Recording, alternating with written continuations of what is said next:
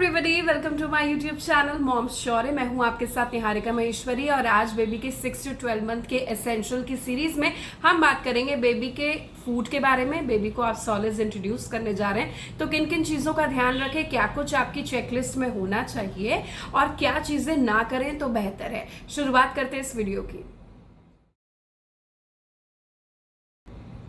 तो सबसे पहले मैं अपने दर्शकों को बता दूं कि अमूमन लोग चौथे महीने से शुरू कर देते हैं, लेकिन आइडियल टाइम जो कि पीडियाट्रिशियन रेकमेंड करता है वो 6 महीना है। 6 महीना आपका बच्चा 6 महीने का हो गया, ये आइडियल टाइम है बेबी को सॉलिड्स इंट्रोड्यूस करने का।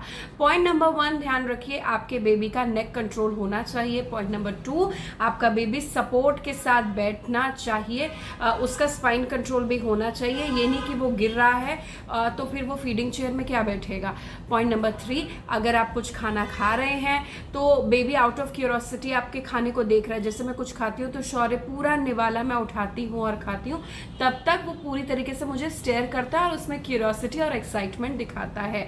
और सबसे इम्पोर्टेंट पॉइंट ये है कि जो ब्रेस्ट मिल्क का इंटरवल था वो अब कम होता चला जा रहा है। शौर्य को बहुत ज़्यादा ब्रेस्ट मिल्क की ज़रूरत है, तो उतना ब्रेस्ट मिल्क की रिक्वायरमेंट अगर कोई पूरा नहीं कर पा रहा है तो इसका मतलब बेबी को सॉलिड फूड इंट्रोड्यूस करना ज़रूरी है, ताकि उसका पेट फुल रहे, वो रोए नहीं, अच्छी स्लीप ले, स्लीप डिप्राइव ना हो और उसकी डाइट फुल हो, स्टमक पूरी तरीके से फुल हो। तो मैं अपने दर्शकों को बताना यहाँ पर चाहूँगी कि बेबी के जो फूड के स्टेजेस होते हैं, जो वीनिंग फूड से शुरू होता है, 3 स्टेजेस होते हैं। स्टेज 1, स्टेज 2 और स्टेज 3। स्टेज 1 मतलब 6 से 8 महीना, स्टेज 2 8 से 10 महीना और स्टेज 3 10 से 12 महीना। इन तीनों अलग अलग के जो स्टेजेस है उसके फूड अलग अलग है। शुरुआत लाइट वाटरी फूड से होकर फिंगर फूड और च्यूएबल फूड तक चले जाते हैं। और कोशिश आप ये करिए कि 1 साल के अंदर आप बेबी को जितनी वेराइटीज हो वो सब खिलाइए, ताकि आपका बच्चा आगे नखरीला बच्चा और फंसी बेबी ना हो और आपको किसी तरीके की कोई दिक्कत उसको तरह तरह के वेजीज खिलाने में ना हो। मेरे कहने का ये मतलब है कि 1 साल के अंदर आप चीज़ें इनकॉर्पोरेट करिए, 1 हफ्ते के अंदर नहीं। तो पॉइंट नंबर 1 जो आपको ध्यान रखना है वो मैं अपने दर्शकों को बता देती हूँ। आप सॉलिड फूड इंट्रोड्यूस कर रहे हैं, नो सॉल्ट नो शुगर, अभी ज़रूरत नहीं है। 6ठा महीना बिल्कुल भी ज़रूरत नहीं है। दूसरा कि मैंने जिस तरीके से चीज़ें शुरू की, अमूमन डॉक्टर्स दाल का पानी या फिर राइस का पानी, चावल का पानी जो होता है, दाल का पानी और हल्का सा राइस का जो पतला सा एकदम पतला पतला पतला पतला वाटरी लिक्विड जो है वो रेकमेंड करते हैं। तो 1 और 2 स्पून खिलाइए और तब खिलाइए जब बच्चा थोड़ा सा भूखा हो, ताकि कोई क्यूरोसिटी हो। और आप बच्चों को खाना तभी खिलाएंगे जब आसपास किसी तरीके को कोई डिस्ट्रैक्शन ना हो, क्योंकि ये पहला अटेम्प्ट है। हो सकता है बच्चा रिजेक्ट करे, धीरे धीरे फूड को एक्सेप्ट करे। तो फोकस, अटेंशन और इसके साथ साथ पेशेंस की बहुत बहुत ज़्यादा ज़रूरत है। तो मैं यहाँ पर ये बता रही थी कि आपको 2 स्पून देने हैं और 2 स्पून से कर कर धीरे धीरे एक हफ्ता हो जाएगा। एक ही राइस वाला वाटर ही रखिए और 2 स्पून से करते करते 10-15 स्पून तक लेकर आइए। ऑब्जर्व करिए, प्लीज़ ऑब्जर्व कि कोई एलर्जिक रिएक्शंस तो नहीं है। 99% बच्चों को राइस वाटर से किसी तरीके के कोई एलर्जिक रिएक्शन नहीं होते। लेकिन अगर आप कोई फूड राइस वाटर के बाद इंट्रोड्यूस कर रहे हैं 1 हफ्ते के बाद, तो उसको 3-4 दिन 5 दिन ऑब्जर्व करिए। अगर कोई एलर्जिक रिएक्शन नहीं हो तो दूसरा फूड इंट्रोड्यूस करने में किसी भी तरीके की कोई प्रॉब्लम नहीं है। शुरुआत जो होगी वो ब्रेकफास्ट एंड लंच टाइम होगी, क्योंकि दिन दिन में मैं चाह रही हूँ कि बच्चे को नई तरह की कोई चीज़ खिलाऊं या फिर ऑब्जर्व करूँ, ताकि दिन दिन में अगर बच्चा क्रैंकी होता है, एलर्जिक होता है, उसके तरीके का उसे किसी तरीके का एब्डोमिनल डिस्कम्फर्ट होता है तो वो ईज आउट हो जाए, ताकि मेरी और बच्चे की रात खराब ना हो। तो दिन में नई चीज़ें आप इनकॉर्पोरेट करें या एक्सपेरिमेंट कह सकते हैं, कर सकते हैं। तो शुरुआत आप राइस वाटर से करेंगे, 1 हफ्ते तक देखेंगे, 2 स्पून से लेकर आप 15-20 स्पून तक लेकर आएंगे और उसके बाद धीरे धीरे लंच टाइम में या दूसरा जो भी आपका शेड्यूल होगा उसमें नई चीज़ें इनकॉर्पोरेट करेंगे। आइए मैं अपने दर्शकों को बता देती हूँ कि कुछ फूड जो घर में अवेलेबल है, क्योंकि अभी लॉकडाउन का पीरियड है, अभी बाहर क्राइसिस है और मैं भी रेकमेंड नहीं करूँगी या आप भी मत करिए कि बाहर के कुछ जो फूड है वो बेबी को खिलाएं। जो घर की चीज़ें उसमें अवेलेबल बच्चे को आप क्या खिला सकते हैं वो मैं अपने दर्शकों को बता देती हूँ। ये देखिए, एक प्लेटर मैंने बनाई है जब राइस वाटर का फेज खत्म हो जाएगा तो फ्रूट्स की बारी अगर आएगी, मॉर्निंग में अगर आप फ्रूट देते हैं, जैसे मैश्ड बनाना दे दिया, कभी मैश्ड पपाया दे दिया, पियर दे दिया, स्टूड एप्पल दे दिया, तो ये कुछ चीज़ें हैं जो प्लेटर बनाई जो हमारे घर में अवेलेबल रहती है। राइस का वाटर, मेक श्योर आपकी राइस अच्छी हो। और दूसरा मुझे बोला है दाल का पानी, तो आई विल स्टार्ट विद मूंग की दाल जो कि पेट के लिए काफ़ी अच्छी है, शायद इसीलिए बड़े बड़े लोग खिचड़ी को ज़्यादा प्रेफर करते हैं, मूंग की दाल वाली खिचड़ी। तो हमने जो चीज़ घर में अवेलेबल है वो मैंने अपने दर्शकों को बता दी। लेटर फेज में मेरे डॉक्टर ने मुझे बोल दिया है कि आप खिचड़ी की शुरुआत कर सकते हो जिसमें ज़रा सा घी, ज़रा सी वेजीज हो, लेकिन पहले आप देखो कि राइस और दाल वाटर से बच्चा एलर्जिक तो नहीं है। हफ्ते में एक चीज़ से ज़्यादा नई इनकॉर्पोरेट मत करो, धीरे धीरे slow and easy baby steps लेकर सारी चीज़ें इनकॉर्पोरेट करो। तो ये स्टेज 1 की चीज़ें हो गई। स्टेज 2 में और वेराइटी है।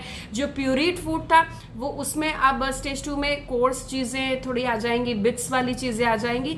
और थर्ड फेज में तो बच्चा सब कुछ ही खाएगा, फिंगर फूड्स और च्यूएबल फूड्स जिसके सबसे ज़्यादा इंपॉर्टेंट है। अब मैं अपने दर्शकों को बता देती हूँ कि प्री रिक्विजिट्स क्या होने चाहिए, क्या मेरी चेकलिस्ट में क्या कुछ मैंने ऐसे खरीदा जो बेबी फूडिंग पीरियड को मेरी बहुत ज़्यादा स्मूथ और आसान कर दे। ऑफकोर्स मेरी तरफ से, शौर्य की तरफ से कितना आसान होता है, कितना वो एक्सेप्ट करता है फूड, ये देखने वाली बात होगी। But I have to keep on trying. हार नहीं माननी है, बहुत इंपॉर्टेंट बच्चे का खाने का ये फेज है। चलिए अपने दर्शकों को बता देती हूँ मैंने क्या कुछ शॉपिंग की है फूड एसेंशियल्स को लेकर। तो सबसे पहले मैंने ले ली है बेबी की फीडिंग की चेयर। 3-in-1 फीडिंग चेयर आजकल आती है, पोर्टेबल, कन्वर्टेबल। वो चेयर टेबल में भी तब्दील हो जाती है, छोटी भी हो जाती है, लंबी हाइट की भी हो जाती है। तो इस तरीके की अच्छी ब्रांड की मैंने अमेजोन से फीडिंग चेयर मंगवाई है।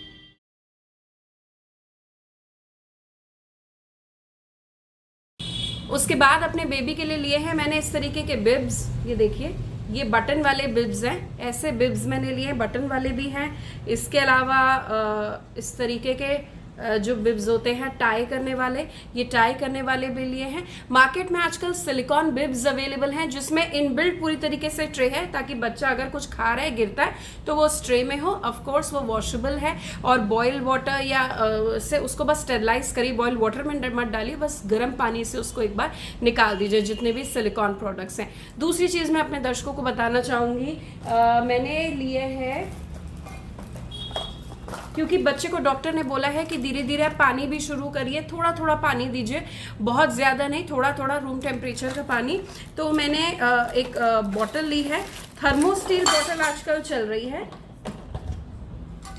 तो इस तरीके की बेबी के लिए थर्मोस्टील बॉटल मंगवाई है जो कि सिपर में भी तब्दील हो जाती है, जो कि फीडिंग बॉटल में भी तब्दील हो जाती है, और इसमें स्ट्रॉ भी है। तो 3-in-1 फीडिंग बॉटल में कन्वर्ट हो जाती है। रात को अगर मुझे दूध रख के सोना है तो इस तरीके की थर्मो बॉटल्स बॉयज़ के लिए ब्लू कलर में अवेलेबल है, बहुत ही ज़्यादा कंफर्टेबल है और किसी तरीके की एलर्जी इससे नहीं होगी। और सबसे इम्पॉर्टेंट एंटी कॉलिक है, जो पुरानी ट्रेडिशनल प्लास्टिक की बोतल चली आ रही है उससे तो लागुना बेटर है स्टील और चांदी की बोतलों का इस्तेमाल करना। फिर मैंने अब क्या लिया है वो अपने दर्शकों को बता देती हूँ। This is टोनोफ्रॉन। टोनोफ्रॉन मेरे डॉक्टर ने बोला था कि अब विटामिन D3 की जो मैंने ड्रॉप्स दी थी 3 महीने तक, अब उसको डिसकंटिन्यू कर दें। अब आयरन की बारी है, बच्चों में आयरन आना काफ़ी ज़रूरी है, तो आयरन की ड्रॉप्स मॉर्निंग में और नाइट में बच्चे को दे। अगेन एज पर पेडियाट्रिशियन आपको जो रिकमेंड कर रहे हैं उन्हीं को फॉलो करिए। मेरे पेडियाट्रिशियन ने इसको रिकमेंड किया है, सो आई विल फॉलो दिस, कि आयरन का इस्तेमाल होना ही होना चाहिए। अगर आप ऑफिस जा रही हैं, जल्दी में है, तो इस तरीके के बेबी के 6 मंथ्स के फूड है सेरेलैक के, रिच इन आयरन बहुत ज़रूरी है। एक व्हीट एप्पल फ्लेवर है और ये दूसरा राइस है। तो इस तरीके के ऑलरेडी रेडीमेड आते हैं सेरेलैक और नेस्ले के, तो आप जल्दी से बनाकर, ऑफ कोर्स ब्रेस्ट मिल्क से प्लीज़ उसको टॉप करिए, फॉर्मूला मिल्क से टॉप करना ज़रूर मत, बिल्कुल भी मत भूलिएगा। Don't use water, breast milk से मैं टॉप करती हूँ, that is better. Breast milk जैसे जैसे मेरा कम होता चला जा रहा है वैसे वैसे शौर्य का खाना बढ़ रहा है, that is Indeed good. But breast milk आपने डाइट चार्ट में या फॉर्मूला मिल्क ज़रूर इंक्लूड करिए। एक इम्पॉर्टेंट बात, ये डेयरी फूड का समय नहीं है, बिकॉज आपके बच्चे का जो पेट है वो लैक्टोज इनटॉलरेंट होगा। तो 9 महीने के बाद हम देखेंगे कि कर्ड, या फिर 1 साल मतलब 11 या 12 महीने में हम देखेंगे कि हमें दूध पिलाना है, अगेन पीडियाट्रिशियन से बात करके। लेकिन अभी 8 महीने तक, 9 महीने तक सॉल्ट, शुगर और इसके अलावा डेयरी प्रोडक्ट अभी नहीं, बिकॉज ऑफ लैक्टोज इंटॉलरेंस। हालांकि कर्ड 8वें महीने में हम इंट्रोड्यूस कर सकते हैं, योगर्ट इंट्रोड्यूस कर सकते हैं। Now again this is NanPro. This NanPro I have taken stage 2, क्योंकि बच्चा अब 6ठे महीने का हो गया है, तो आप नैनप्रो लीजिए, फॉर्मूला मिल्क में लीजिए, सिमिलैक लीजिए, स्टेज 2 का आप लीजिए, which is important for the child's development, क्योंकि अब चाइल्ड एक्चुअली रियल वर्ल्ड में जा रहा है और उस हिसाब से जो फॉर्मूला मिल्क है अपने आप को स्टेजेस में डिवाइड करके अपग्रेड कर रहा है। Now this is a silicon food and fruit nibbler. इस निबलर में जो बच्चे की जो एज होती है, एज ग्रुप के हिसाब से उसका निबलर का साइज होता है। इसमें आप कोई भी फ्रूट, पपाया हो गया, स्ट्रॉबेरी हो गई, ऑरेंज हो गया, या कैरेट को आपने क्रश ग्रेट करके रख दिया, तो वो बच्चा खाएगा, टीदिंग फेज होगा, तो थोड़ा सा गम भी उसके मतलब ईज आउट होंगे, उनको थोड़ी तरीके से आराम मिलेगा, और जो फ्रूट है उसके जूसेस भी जाएंगे। तो it comes with pacifier nibbler. Again इसको आप स्टेरलाइज करना मत भूलिएगा। Now this is the most important thing. Mimi से मैंने लिया है बेबी का फूड मेकर एंड प्रोसेसर। इसमें 5 in 1 है। क्या क्या चीज़ है आप देख सकते हैं कि इसमें ग्रेटर है, मैशर है, जूसर है, स्क्वीज़र है और स्ट्रेनर है। 5 in 1 है। और इस तरीके, ये देखिए, ये है पूरी तरीके से उसको मैश करने के लिए इस तरीके की स्टिक आती है और ये प्रोडक्ट्स आते हैं। Again it comes with a BPA free spoon, sensitive spoon है, और इसमें बाउल भी है बच्चे का, जिसमें आप दे सकते हैं, कवर करके भी रख सकते हैं। तो इस तरीके का फूड मेकर और फूड प्रोसेसर लेना आप ज़रूर, ये मैंडेटरी है, इसको प्लीज़ ज़रूर लीजिए। और अगर आपके पास घर में स्टील के ऑलरेडी बर्तन है या चांदी के बर्तन हैं तो प्लीज़ गो अहेड। लेकिन आजकल फूड मेकर और प्रोसेसर का कल्चर है, तो इसीलिए मैंने भी उसको ले लिया। And I find it very handy, very very very convenient. And सबसे ज़्यादा इंपॉर्टेंट, जो भी आप बेबी की स्पून ले रहे हैं, मेक श्योर जो स्पून का जो टिप है वो काफ़ी सॉफ्ट हो। और आजकल तो हीट सेंसिटिव स्पून्स आ रही हैं, तो हीट सेंसिटिव स्पून्स का भी ध्यान रखिए परचेज करने के लिए।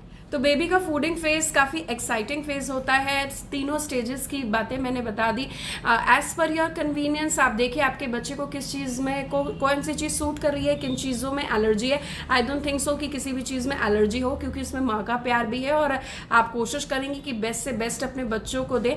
लेकिन एक चीज़, हड़बड़ी में आकर सब कुछ बहुत कम स्पैन में खिलाने की ज़रूरत नहीं है। आपके पास पूरा 1 साल है, वैरायटी दीजिए, लेकिन धीरे धीरे कर स्लो एंड स्टेडी बेबी के साथ बेबी स्टेप्स लीजिए। पेशेंस है, and it's very very normal. अगर बच्चा रिजेक्ट कर रहा है, धीरे धीरे करके वो एक्सेप्ट करेगा। 2 टेबल स्पून से लेकर 15-20 तक आइए। 1 महीना आप 1-2 फूड, जो राइस वाटर और दाल मैंने बताया, उसके साथ साथ फ्रूट शुरुआत करिए। धीरे धीरे प्योरीट से लेकर ये कोर्स और बिट्स में कन्वर्ट होगा, और उसके बाद फिंगर फूड्स और च्यूएबल आइटम्स में कन्वर्ट होगा। और उसके बाद क्या है, your baby is charged, happy, healthy, क्योंकि आपने उसको खाना ही माँ का खाना खिलाया है, माँ वाला खाना खिलाया है। Thank you so much for joining us. कोई भी सजेशन हो, फीडबैक हो, please mail, please write to me.